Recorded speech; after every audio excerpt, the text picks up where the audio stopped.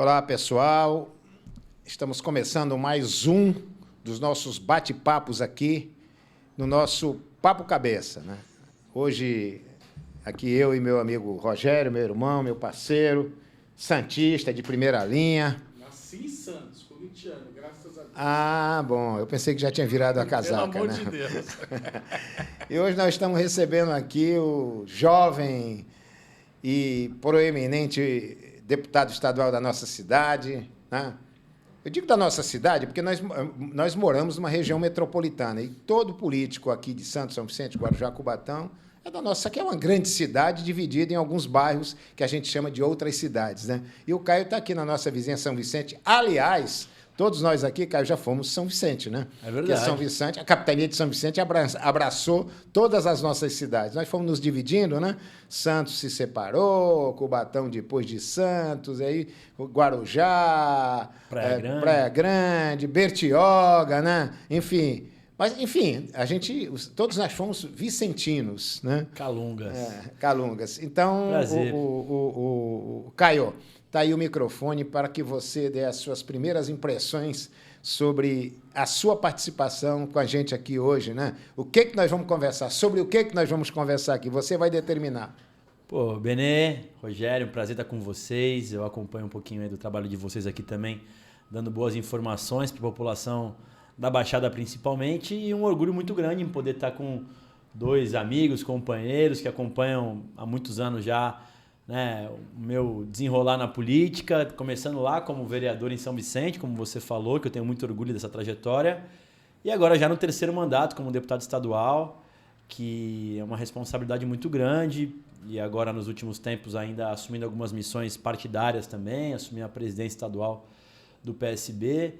E, enfim, acho que tem bastante coisa boa para a gente poder falar, alguns desafios também que nos cercam hoje, né? A gente tem aí algumas missões enquanto representantes, que muitas delas são desafios que nós temos pela frente. Estávamos aqui nos bastidores falando de um deles, que são os pedágios que o governo do estado está instalando em todo o trecho do litoral e que preocupam muito os moradores, e a gente tem tomado à frente, liderado, né, os movimentos contra a instalação dos pedágios, mas tem muita coisa boa também para falar. Acho que tem algumas leis que são importantes de minha autoria lá na Assembleia, emendas que nós trazemos aqui para Santos e para a região toda. Enfim, estou aberto aqui para a gente poder trocar informações um pouco sobre tudo, e é um prazer estar com vocês, porque servem de referência aí, especialmente, claro, o Benê, que é o mandatário mais longevo aqui do nosso partido. Nossa, no estado de São Paulo. Inicialmente, Caio, trazendo que é uma coisa que é muito importante, que é importante que todos saibam, o Caio foi o autor da lei que trouxe a questão do canabidiol aqui para o SUS dentro do contexto do estado de São Paulo. Eu mesmo utilizei, né, que eu já comentei contigo, que eu tenho tremor essencial, funcionou muito bem. A questão de quem tem também todas as outras questões neurológicas. Como é que foi isso? Foi um grande desafio quebrar esse preconceito e trazer o canabidiol, que é algo fundamental e importante não só para a nossa cidade, Santos, São Vicente, mas quanto para o estado inteiro. Como é que foi essa luta aí? Eu tenho muito orgulho dessa trajetória, viu, Rogério? Porque, como você falou, assim, ainda sofre muito preconceito quando você aborda esse tema, especialmente dentro do parlamento, onde muitas das vezes as pessoas não se preparam ali para debater certos temas e tem conceitos que são ultrapassados e tem medo de tocar em assuntos que são mais polêmicos. E eu tenho muito orgulho dessa trajetória, e para poder trazer detalhes, assim, foi uma mãe santista que me trouxe o tema, chamada Neide, que inclusive virou minha parceira de batalha, de luta. Tem um filho chamado Vitor, que ela adotou já com uma síndrome muito rara. Essa síndrome foi se agravando e, no decorrer do tempo, um neuropediatra sugeriu a ela o início do tratamento com cannabis medicinal. Ele tinha muitas crises convulsivas, uma síndrome chamada de Lennox-Gastaut. Tinha 60 crises ao dia. Nossa. E é autista, além de tudo, o Vitor. Mas a partir do uso da cannabis, a vida dela se transformou, e a dele também, né? Na verdade, a dela em consequência da dele. Só que ela foi me procurar dizendo que ela estava tendo que acessar a defensoria a cada 3 meses para atualizar o receituário e a disputa judicial com o Estado. E aquilo me chamou a atenção. E eu fui na tentativa de resolver um problema pontual para ela. E ela falou, olha, Caio, tem outras mães que estão em situação muito parecida com a minha. Eu falei, então vamos fazer uma audiência pública. Ao invés de fazer uma coisa só com você, a gente faz... Sim. E aí eu consegui atrair as mães e, à época, o responsável pela farmácia de alto custo do estado. Achando que ia ali resolver um problema pontual para aquelas mães. E aí ele me retratou à época que o estado dificultava mesmo o acesso pelo fato de não ter um aparato legal que permitisse que o estado comprasse aqueles medicamentos. Eu falei, bom, mas se tiver uma lei, então, autorizando vocês comprarem esses produtos, vocês compram? Olha, se tiver uma lei, facilita. E eu protocolei, confesso que sem a expectativa de que aquilo se tornasse o que acabou se tornando. E aí, claro, quando eu protocolei, foi uma enxurralhada de imprensa, deputados criticando. Pro Brasil, né, cara? E aí depois de 4 anos, né, Rogério? Porque demorou 4 anos para eu conseguir aprovar na Assembleia. Sim. Porque os colegas ficavam, não, o Caio quer liberar maconha para todo mundo e tal. E eu virei Caio Conha, Caio Nabis. Nossa Senhora.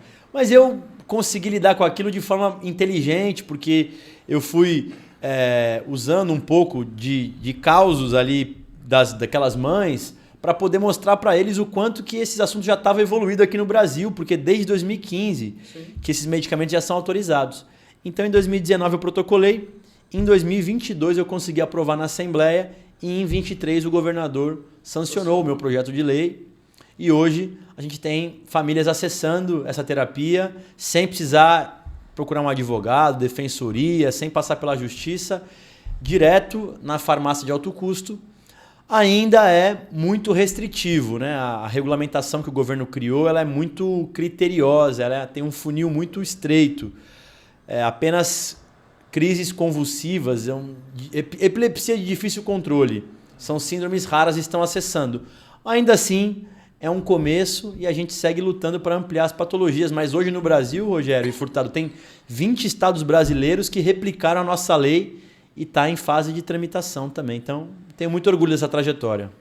Mas, de certa forma, Caio, eu acho que ainda existe muito preconceito. É claro que eu acho que houve uma redução aí de, no mínimo, 50% do preconceito, né, existente no passado. No passado, você não podia nem falar, né, como você disse, a medicação, o medicamento já existe desde 2015. Eu tenho até um amigo que diz o seguinte, que Furtado, isso aí faz bem para a saúde, né, desde quando a gente era menino, né? Os maconheiros velhos já sabiam que aquilo era bom e fumava aquilo e ficava no outro mundo, né? Não? É bem isso. Mas eu dou risada com esse amigo. De vez em quando é um velhinho já de quase 80 anos. Não, mas é isso. Então, isso. Mas o preconceito ainda existe, mas eu acho que agora as portas foram abertas, principalmente em função da tua lei. Por quê? Porque é uma lei de São Paulo, né? Agora, o que a gente precisa é afrouxar um pouco a legislação, é fazer com que... Né, eu sei que a lei era muito mais ampla, né, eu lembro, era muito mais ampla, mas ela foi cerceada ao limite do tolerável para a época. Mas eu acho que agora é trabalhar, né? Eu tenho certeza que você vai estar fazendo isso, né? Aliás, um pupilo seu, trouxe a lei para Santos, né? Que é o nosso amigo... O Lipe. O nosso amigo Lipe, né? Eu abri até um espaço na Câmara para ele apresentou o projeto, enfim. Eu acho que a coisa agora se espalha, além das capitais, né, são 20 estados, são 26 estados, né, o Distrito Federal, muito em breve estará em todo o Brasil e mais do que isso, em todas as cidades brasileiras também abraçando, né, de tal forma que a gente possa futuramente, né, na realidade, acabar com esse preconceito com o medicamento. Né? Tem razão. Ô Benê, mandar um abraço pro Lipe primeiro aí, que é parceiro nosso, que conseguiu emplacar a lei municipal.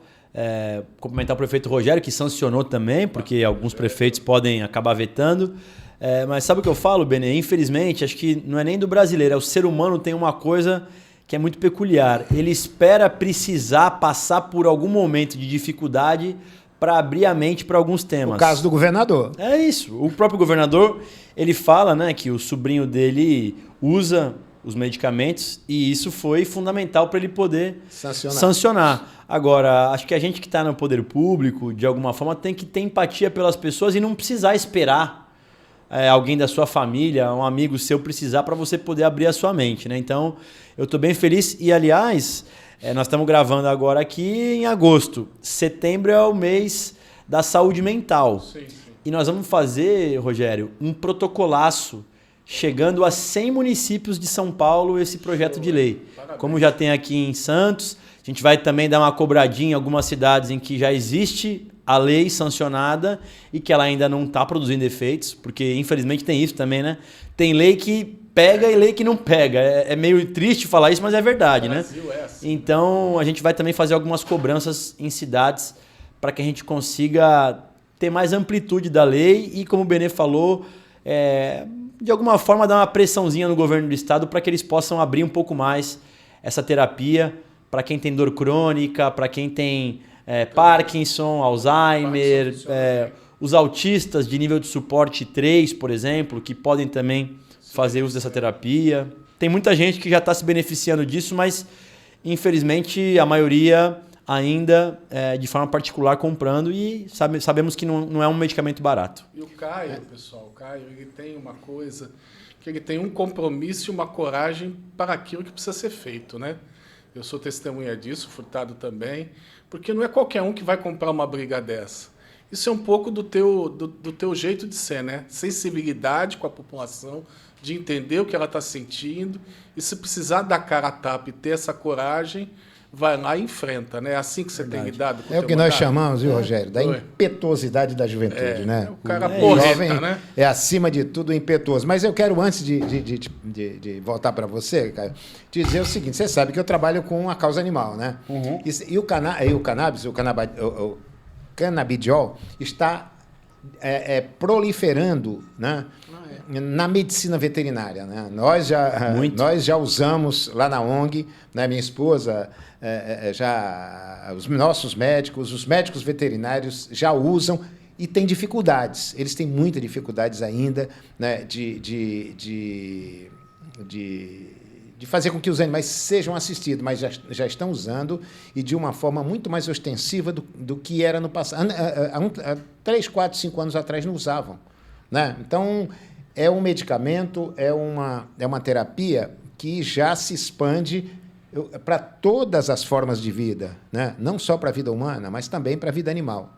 É isso, Benê. Você está assim, atualizado. No ano passado, a Anvisa autorizou os veterinários a também prescreverem esses medicamentos. Então, isso trouxe um boom muito grande, porque é uma medicina milenar, mas que, do ponto de vista prático, ela ainda é muito recente para a maioria dos veterinários. Então, a gente também tem estimulado isso. Tem algumas associações e uma parte da indústria farmacêutica fazendo linhas específicas para pets também, porque os pets têm, né, algumas peculiaridades do ponto de vista de quilos, né? Eles são menores, então você acaba usando dosagens menores. Pode. E como é uma terapia que ela não é como, sei lá, uma Neosaldina, que você tem a mesma dosagem para qualquer ser humano, você depende muito de entender como é que está sendo ali, do ponto de vista prático, a recepção daquele indivíduo com os medicamentos. Então você tem que fazer dosagem permanentemente. Então é importante também saber, mas os pets também têm sido grandes aliados para a gente poder ampliar com essa patologia. E sabe, só retornando o que o Rogério falou, acho que essa impetuosidade que o Benedito falou, que vocês falaram, não é fácil você... E de alguma forma eu estou no 3º mandato, a pauta da cannabis ela está comigo desde 2019, mas eu já tive 2 eleições sem nem tocar nesse assunto, e é um tema que por várias vezes eu fui desaconselhado a tocar. Por conselheiros, amigos. Caio, você não precisa entrar nesse assunto. Você mete isso nisso. vai se meter nisso, isso traz problema. Vai arrumar uma confusão. Vai arrumar uma confusão. Mas aquilo me tocou tanto, foi tão forte o depoimento da Neide. Ela falou pra mim que o filho dela tinha convulsões principalmente nas madrugadas. Putz. E ela agarrava o filho. Se ele tiver que desfalecer, vai ser num abraço meu. Eu não sabia nem o que falar pra ela, né? A gente acaba tendo, às vezes, uma vida privilegiada em ter... né, tantas coisas, e aquilo ali foi tão forte para mim, e principalmente em saber que já tinha gente que estava fazendo uso somente mediante pagamento. Tem que pagar, e pagar caro, de repente, às vezes R$1.000, Sim, 1.000 e poucos reais na dosagem.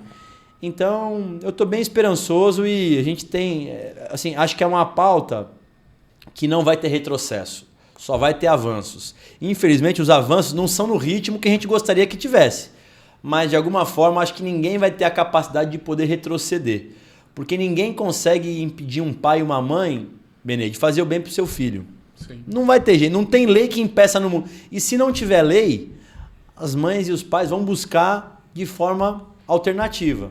Então, o Estado tem que mais dar suporte para ele ter um produto de qualidade para o seu filho. É o que aconteceu na época da AIDS, né? Quando a É AIDS isso. veio, É né? verdade, Ninguém falava. Quando eu me lembro aqui, quando o Fábio Mesquita, né? Sim, sim. O Davi Capistrano, no auge da AIDS, desmatando meio mundo, começaram a distribuir camisinhas. Nossa, Né? foi um escândalo na Foi época. um escândalo, né? Aonde já se... Até eu critiquei na época, e eu era jovem, né? Ou seja, a resistência ao novo, é assim, né? Você vê na história, no Rio de Janeiro, a caça aos ratos lá para diminuir as epidemias no Rio de Janeiro no passado, o que aconteceu, né? Enfim, então eu acho que existe uma resistência natural. E só os grandes homens é que conseguem romper essas barreiras, né? Os grandes cientistas, os grandes políticos, né? E eu acho que você está na rota certa, né? Legal, muito obrigado. Embora você aparentemente não seja jovem, mas é. Eu tô chegando nos 40 e a turma falando que o Caio é muito jovem. Pô, diz que fama boa é bom você deixar que as pessoas falem, né? Então, mas é um prazer poder avançar nessas pautas. E aí, levando seu compromisso, né, dentro do parlamento, da Assembleia Legislativa, você também comprou uma briga muito importante hoje em dia, que é a questão desses pedágios free flow aí, que estão espalhados pelo estado de São Paulo inteiro, que a gente vai ter que pagar e repagar, e pagar e repagar, sem nenhum tipo de justificativa. Como é que está sendo isso aí, Caio? Está sendo uma luta dura, mas eu estou bastante convicto dos movimentos que a gente tem liderado, viu, Rogério? Primeiro porque tem apelo popular, né? Então, quando a gente consegue ganhar o coração e a mente das pessoas, isso facilita um pouco do nosso engajamento. O que acontece é que o governo estadual decidiu implantar aqui no litoral 12 pórticos, sendo que são 11 na Padre Manuel da Nóbrega e 1 na Manuel Hipólito do Rego, Rio Santos, ali no trecho da área continental de Santos. E o que acontece? São locais onde não existiam nenhum pedágio e passarão a existir. Então, você imaginar que isso vai encarecer o custo de vida de todo mundo, inclusive de quem não tem carro, porque o frete aumenta o preço dos produtos na ponta. O ônibus e qualquer outra coisa. Então, a gente tem feito alguns movimentos. Primeiro, a nossa luta principal é pela não instalação dos pedágios. Ponto. Isso a gente não vai abrir mão de mudar. Agora, eu reconheço que o governo tem sido insensível para recuar nesse ponto. Então, ele tem feito alguns acenos para minimizar o trauma que isso está criando na população. Na semana passada, o governador anunciou a isenção para moradores de Itariri, ali no distrito de Anadias. Trabalho teu aí. Anadias é um distrito de Itariri. Para você ter uma noção, o absurdo que é, o povo que é de Anadias, para chegar ao centro de Itariri e retornar à sua cidade, teria que pagar um pedágio na ida e um pedágio na volta. Então você circular na sua própria cidade e, diferente do que o governador fala, mas as marginais, lá não tem marginal nenhuma. Só tem uma estrada para ir e voltar. Então ele voltou atrás. Dito isso, fazendo uma analogia muito clara, quem mora na área continental de Santos também sofrerá o mesmo problema. Quem mora no Caruara, no Iriri, Monte Cabrão, são moradores que, para chegar ao centro de Santos, terão que pagar pedágio para vir para o centro e para voltar para sua casa. Pior, Caio. Terão que pagar 2 pedágios. Já porque tem hoje nós estamos em Santos. Sim. Lá eles pagam para entrar dentro da cidade, vai pagar 1. Nós não. O pessoal daqui da área insular que quiser ir para a área continental e vice-versa, né? Para Caruara, por exemplo, para Iriri, o que ele tem que fazer? Ele paga um pedágio na balsa, se for por Guarujá. Se for por Cubatão, paga na Cônigo Domênico Rangoni, né? E paga outro na área continental. Ali tem 14 quilômetros. 14 não. Menos 13 quilômetros de qualquer coisa. Vamos arredondar para 14 quilômetros de Rio Santos. Ou seja, o santista vai sair de Santos para Santos, de um bairro para outro, para pagar 2 pedágios. Aliás, 3, porque ele paga um quando vem, né? Paga... Não, é na volta, sempre paga na volta, né? Quando você sai da área continental e vai para a área insular, ele paga na volta. Seja a balsa, seja ali a Cônigo Domênico Rangoni, né? Mas vai pagar 3, porque o pedágio de Caruara, né, é ida e volta. Os pedágios agora são ida e volta. E quase R$6.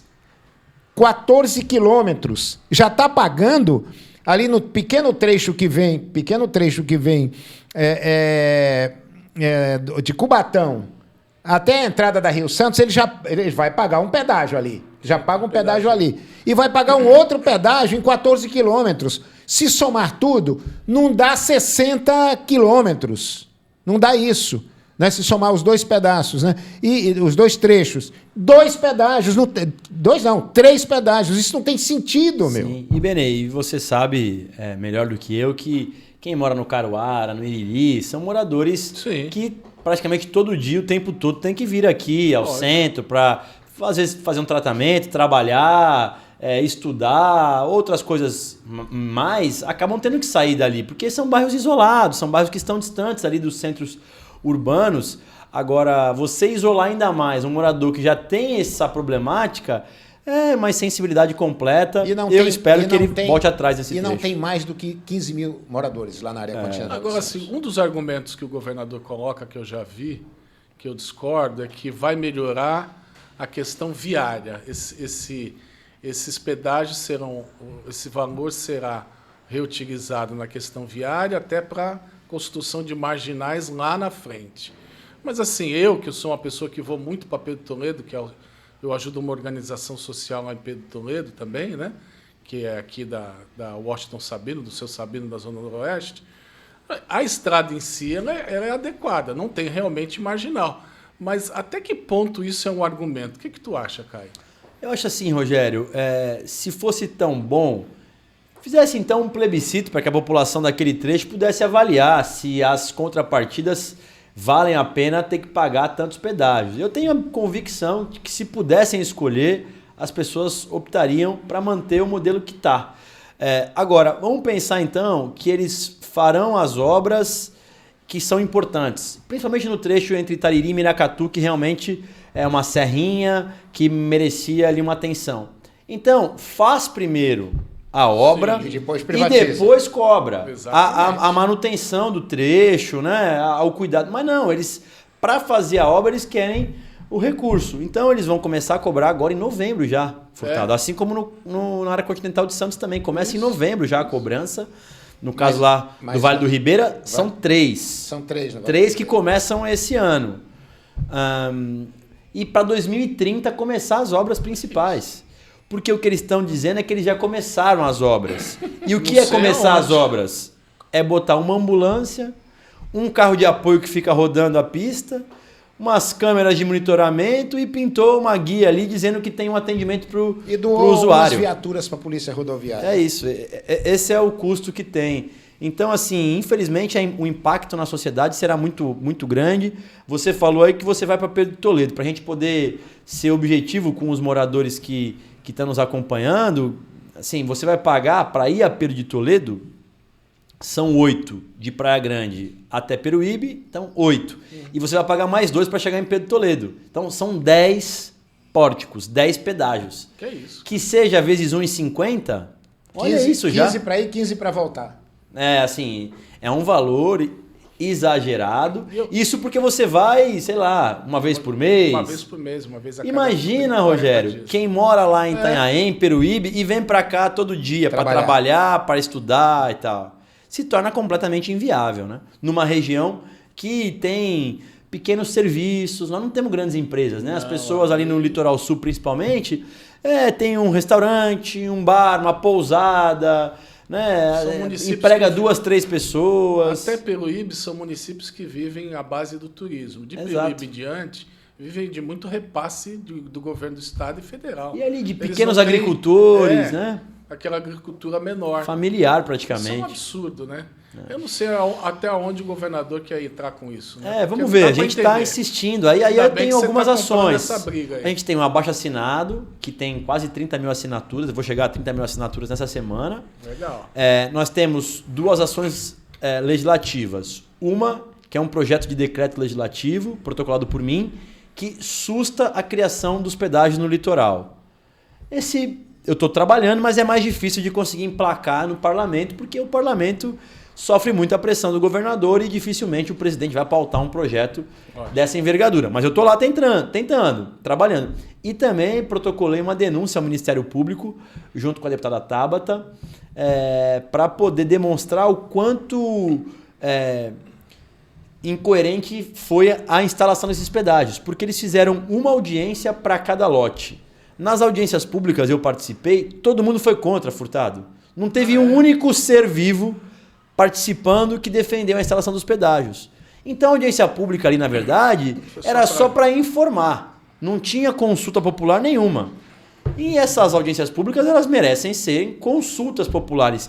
Isso porque fizeram as audiências públicas no formato virtual e o presencial tinha que ir lá em São Paulo, hein? Meu Deus. Então a turma aqui do litoral tinha que ir lá para São Paulo participar. Mesmo assim, o pessoal se organizou, foi e tal, mas nada disso adiantou. Então, quem sabe também, judicialmente, a gente não consegue ter alguma reversão, pelo menos do prazo de começo de cobrança, né? Que façam as obras primeiro, para depois a cobrança começar. Vamos falar um pouco de política? Bora, claro. Vamos? Bora. Rogério não gosta muito, né, de falar de política, Gosto né? pouco. E o futuro do deputado Caio França? Federal, estadual, Como é que governador, presidente da República, senador. Quem sabe, né? Tudo na sua hora, Benê.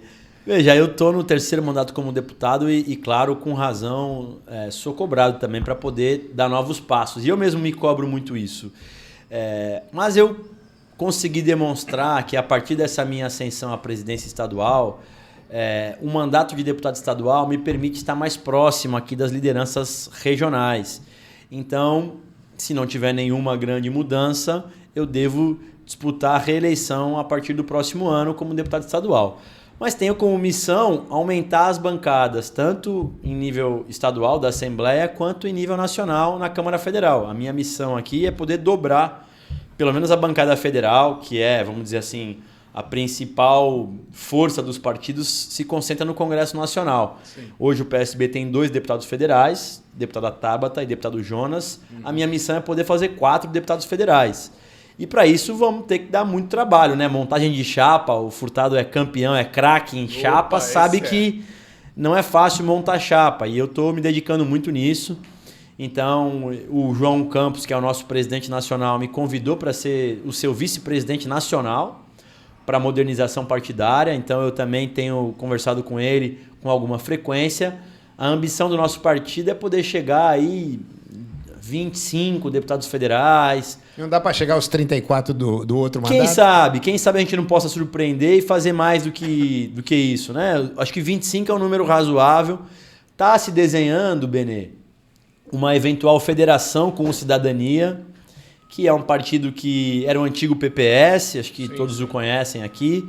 É um partido que já teve o seu momento mais forte, nos últimos tempos também caiu bastante. Hoje está federado com o PSDB, mas já anunciou que não vai federar mais, então o PSB é o caminho mais provável para eles também, e isso deve impulsionar um pouco aí da nossa chapa, atraindo esse partido.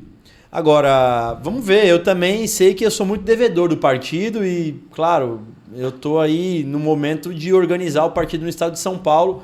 Acredito muito numa candidatura ao governo do PSB. Sim. Acho que o campo progressista tem que compreender que aqui em São Paulo é um cenário mais de centro-direita. Então, se você pegar partidos que têm vínculos muito fortes, como PT, PSOL, PCdoB, para tentar emplacar o candidato ao governo, isso tem muita dificuldade. E a gente tem figuras aí como o Márcio França, prioritariamente, e eventualmente o Geraldo, que são figuras que circulam bem num campo de centro e poderão aqui, por esse campo, apresentar uma proposta diferente do que está desenhado hoje, né? Acho que o Tarcísio ele entende que o Estado tem que ser completamente privatizado, já fez isso com a Sabesp, está fazendo isso com as estradas, pretende fazer isso com a educação também.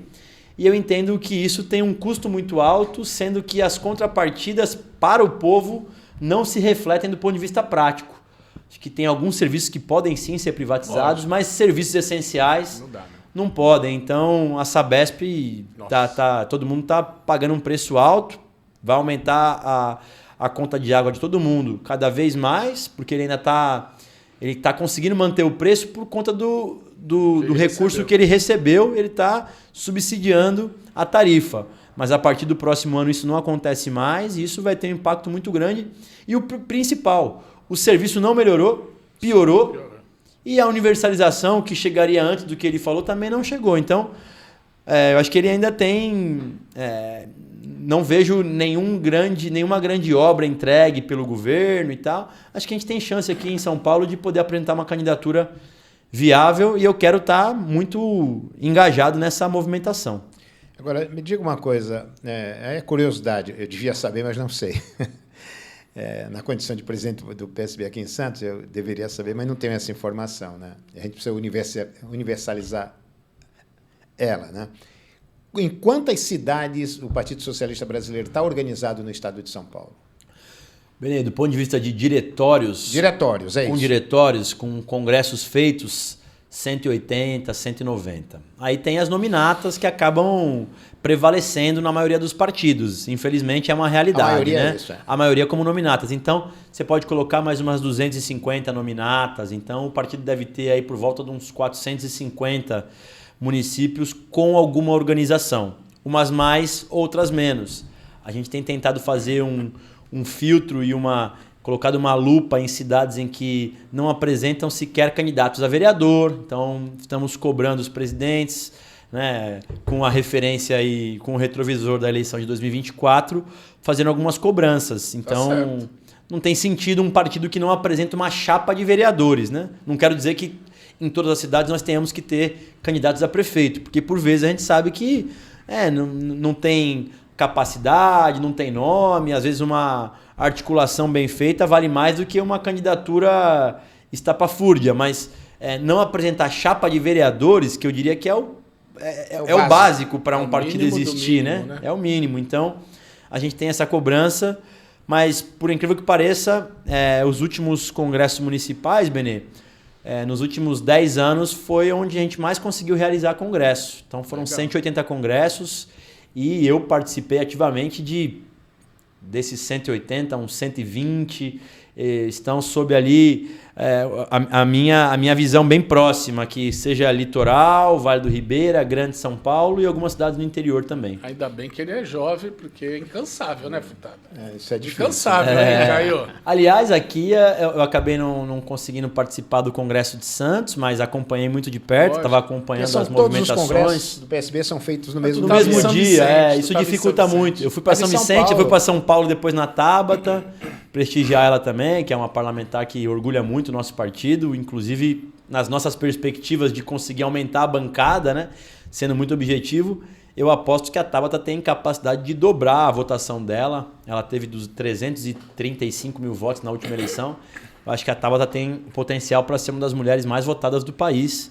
Não, é uma força. Ela foi um diferencial na eleição da Prefeitura de São Paulo. Ela disputou a Prefeitura, bem lembrado. Que teve coragem de peitar aquilo tudo, né? Ela Todos peitou o Pablo Marçal. Exatamente. Não, a melhor campanha em São Paulo foi a dela. Eu não gostava muito dela, não. Eu tinha praticado também. Eu tinha os meus senões. Depois da postura dela na campanha e o pós-campanha, né? Ela tá maravilhosa. Eu acho que ela, na minha opinião, evoluiu muito. Ela é muito séria. Talvez seja a convivência com o João, né? E também eu acho que assim, né, Benê, a convivência, claro, com o João, e não pelo fato de ser o João, mas por ser o prefeito da capital pernambucana.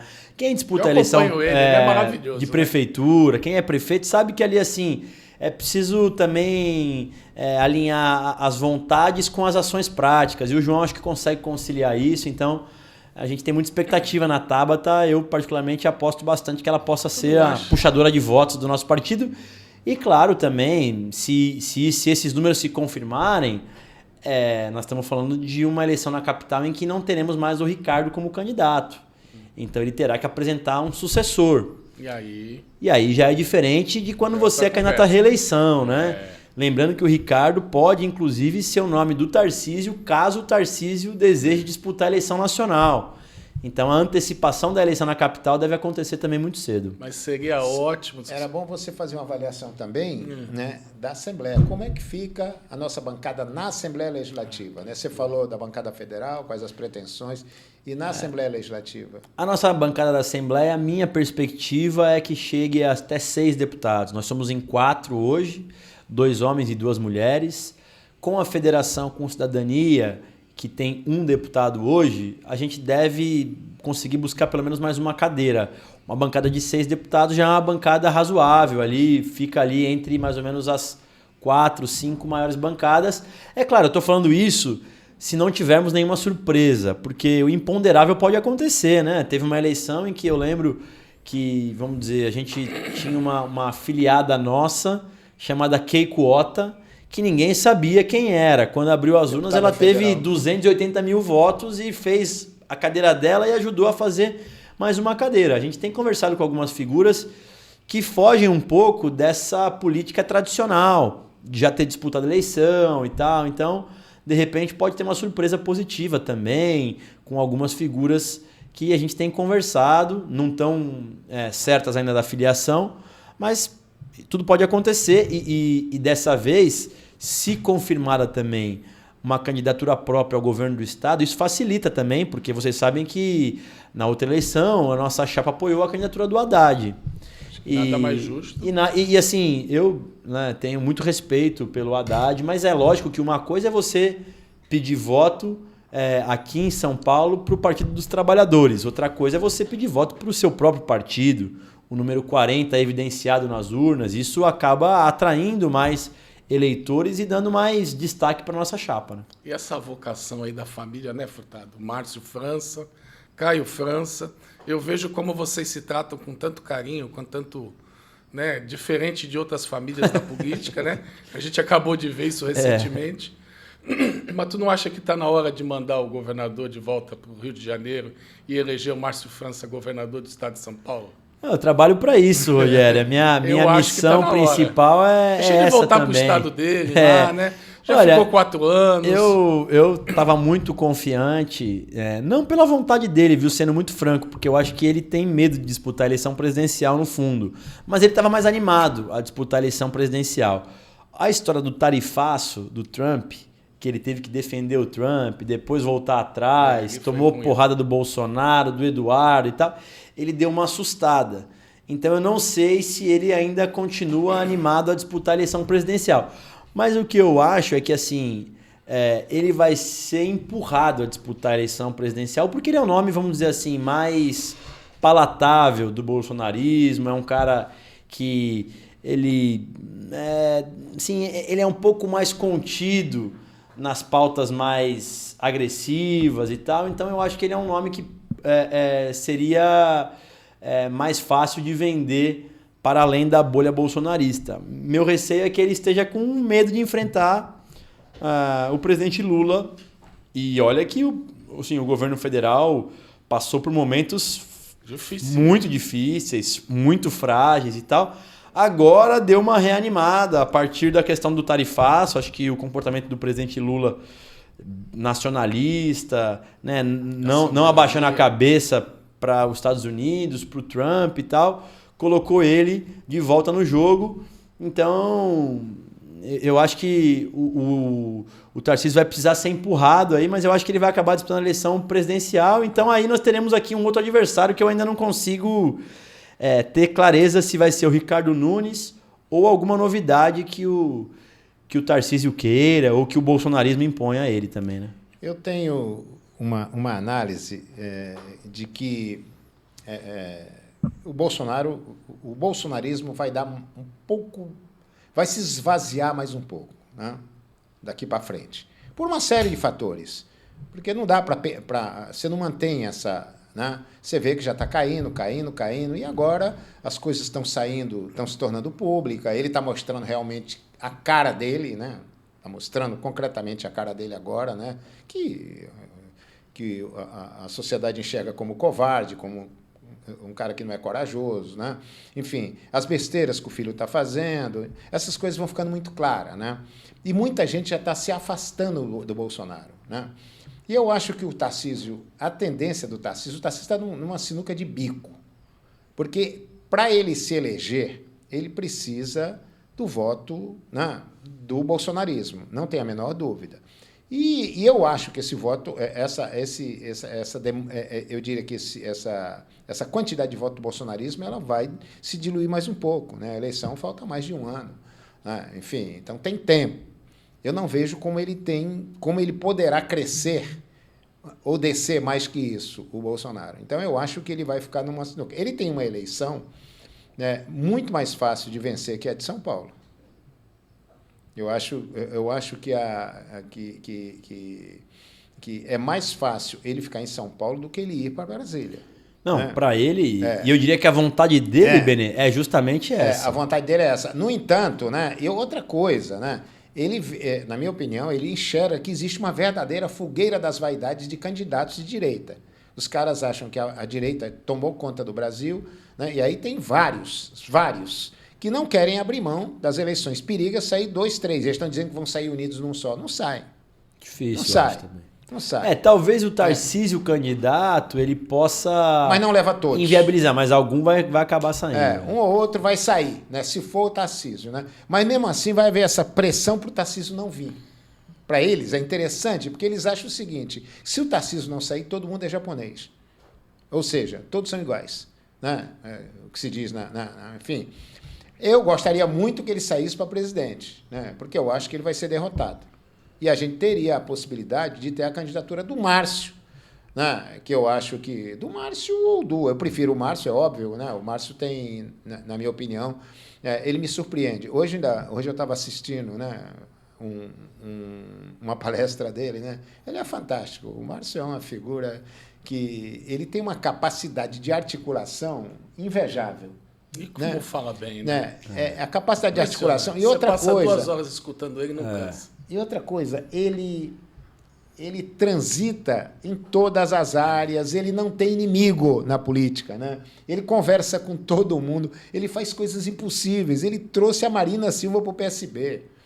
Né? Ele faz coisas... Trouxe o Alckmin para o PSB. Enfim, e levou o Alckmin para o PT. Você entende? Essa coisa é inimaginável, né? Entende? A capacidade de articulação dele, e ele tem um poder de desprendimento e de lealdade que não tem limite. Ele era ministro dos portos. O presidente chamou, preciso, e falou, tá, fica à vontade, acabou. Né? Ou seja, não é aquele cara que vai brigar, vai falar mal, vai isso, vai aquilo. Sabe, ele abre mão para cá, abre mão para lá, abre mão do governo do Estado, enfim... Quantas vezes eu já vi o Márcio praticar esses atos que não é qualquer político que pratica. Sim. Por isso que ele cresce a cada dia e cada vez mais no meu conceito. Eu acho que ele seria um grande governador para São Paulo, como eu acho que também São Paulo perdeu a oportunidade, Caio, de ter um dos melhores... São Paulo não, o Brasil perdeu a oportunidade de ter um dos melhores presidentes da República que poderia ter. Que foi o Mário Covas, né? O Mário era uma figura fantástica, né? E perdeu, sabe para quem? Para o Fernando Henrique Cardoso. Não, aliás, meu pai sempre fala muito da relação que ele tinha com o Mário Covas. Ele é muito devedor do Covas. No período que ele teve como prefeito, o Covas tinha empatia por ele e acabou ajudando muito ele a ter aquela popularidade que ele teve enquanto prefeito. Eu, claro, sou suspeito, mas também concordo com o que o Benê trouxe. Ele tem uma capacidade de articulação e de abrir mão, e de colocar pessoas que pareciam incolocáveis na mesma sala, e ele, do jeito dele, coloca, e as coisas vão indo. Então, quem sabe, acho que não é momento dele. Acho que na outra eleição ele teve esse desprendimento de abrir mão de uma candidatura para poder ir para o Senado. Teve a votação gigantesca que ninguém imaginava do astronauta na eleição. Brincadeira. Ao Senado, pois é. Ele é um verdadeiro astronauta. No mundo da Lua, né? E hoje está lá, assim, com muito respeito à representação de São Paulo no Senado, mas se você perguntar para 10 paulistas, eu diria que 9 não saibam 2 nomes dos 3. Não sabe. Então, assim, esse é o nível, né, dos senadores de São Paulo. Agora, ainda assim, se você pega a eleição de 2018, o Márcio França perdeu a eleição para o João Dória por 1%. Ali foi dose, né? E o Haddad fez uma grande campanha no segundo turno e perdeu, foi 54-46. Então, ainda que tenha sido uma votação boa do Haddad, ainda ficou muito aquém da que o Márcio França fez em 2018. Então, acho que é um sinal muito claro de que uma candidatura do PSB para o presidente Lula seria mais viável do que eventualmente apostar numa eleição com o PT aqui. E mais salutar. Exato. E para o estado de São Paulo, né? Pelo sim. amor de Deus, né? Fora isso, a capacidade de gestão. Com esse atual governador. Não, e acho que assim, o presidente Lula e o PT têm que concentrar os esforços, que não será uma eleição fácil, na eleição nacional. Né? Sem dúvida. Não dá para também querer ter tudo, porque acaba não tendo nada. E claro que a gente também tem que reconhecer que existe um sentimento aqui no estado de São Paulo, principalmente, antipetista muito forte. Isso é real. Né? Não é nem, às vezes, o Lula ainda consegue sobressair em alguns locais e tal, mas o antipetismo é realmente muito forte. Então é preciso também detectar isso e trabalhar isso com inteligência. O antipetismo, de certa forma, né? Eu diria que alimenta o bolsonarismo. Sim. Infelizmente. E a gente está chegando ao final, que o Caio tem 10 milhões de coisas para fazer, teve a gentileza de estar aqui com a gente. Imagina, um prazer. A gente agradece muito. Como é que foi essa tua despertar da política? Porque a gente observa que tem muitos... Né, seu pai, um grande político, uma pessoa que a gente admira muito, e você hoje uma estrela... Então, eu estava vendo até a reportagem que antes falavam assim, o Caio, filho do Márcio, agora é o Márcio... pai do Caio, né? Hoje você já tem uma proeminência, já tem tudo. Como é que foi esse momento de você se despertar porque eu tenho certeza que ele não te empurrou na marra. É uma pessoa que... uma coisa que veio de dentro de ti também, né? Claro que ele foi pra Câmara e ainda tinha fraldas. Né?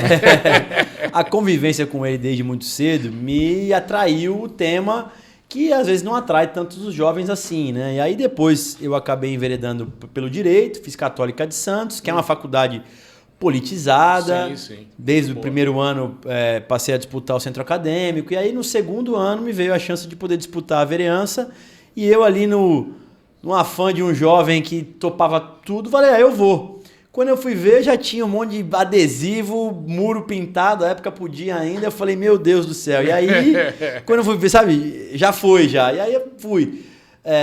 Mas, de fato, a gente não leva isso a ferro e a fogo. A família do meu pai, na verdade, meu avô era médico, meus tios são médicos, meus primos, uma parte deles também foi para a área da medicina. Então, meu pai, que na verdade foi quem começou esse movimento de ter essa vertente mais pro lado público, e eu acabei ali, né, no convívio com ele e também no meu dia a dia, também sendo picado por essa mosca. Claro, hoje sou sempre muito grato pelas portas que ele me abriu no começo, e eu reconheço isso. Acho que minha primeira eleição, principalmente, as pessoas confiaram em mim, fruto do trabalho dele, da confiança nele e tal. Natural. Mas eu acredito também que, né, desse tempo para cá eu consegui mostrar a minha própria características, tenho às vezes divergências com ele, posturas de temas diferentes do dele. Óbvio que é sempre um conselheiro importante, mas eu acho que hoje eu também consigo abrir algumas portas para ele, então a gente vai convivendo assim, e eu sou muito feliz na atividade que eu escolhi para poder seguir. Mas se perguntassem para mim se eu queria que a minha filha, por exemplo, seguisse a mesma trajetória, eu confesso para vocês que eu diria que não. Acho que é muita exposição, acaba que, né, você acaba, se você não tiver muita cabeça, você não acaba conseguindo conciliar a sua vida particular com a vida pública. Então, se eu pudesse escolher, eu não escolheria para ela. Mas é claro que, como a gente falou aqui também, que ela possa fazer a escolha que ela quiser, que ela achar melhor, que ela gostar. E se for por esse caminho... Aliás, o teu pai te queria federal. Não só o teu pai. Né? O João te queria federal. Sim, é verdade. Não, meu pai e o João sempre me estimulam muito a poder dar esse passo. Mas eu acho que ele tem razão no sentido de que estruturar bem o estado de São Paulo dentro do PSB é importante.